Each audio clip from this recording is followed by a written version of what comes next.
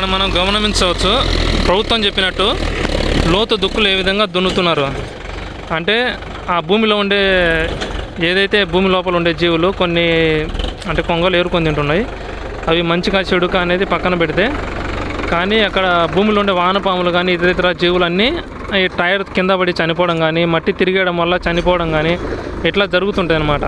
ప్రభుత్వానికి కావాల్సింది ఏంది, ఈ విధంగా భూమిని లోతుగా దున్నేవాడితే భూమి అంటే ఇదే నక్సలైట్ల అజెండా.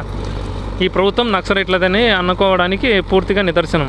నక్సలైట్ల అజెండా అయింది అంటే కలి యొక్క అజెండా అయింది, రావణాసుని అజెండా అయింది, మొత్తం విషవాదులు ఎవరైతే ఉన్న కంసుడు అన్నటువంటి ఆ రాక్షసుని యొక్క అజెండా అయింది ఇదే.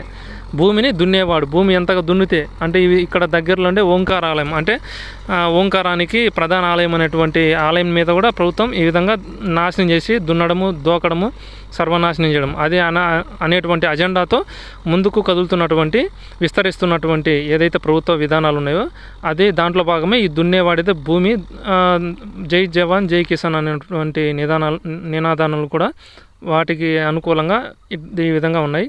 ఇదే కాకుండా ఏ విధంగా అయితే అదే దేశం అంటే మట్టి కాదు, దేశం అంటే మనుషులే అంట. ఇదో ఈ విధంగా మట్టి కాదంట, పవిత్రమైన మట్టి కాదంట, మనుషులంట.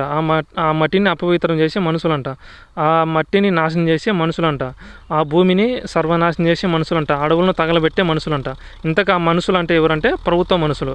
ఆ ప్రభుత్వం అజెండా అయింది భూమిని సర్వనాశనం చేయడం. దాని అజెండా అది.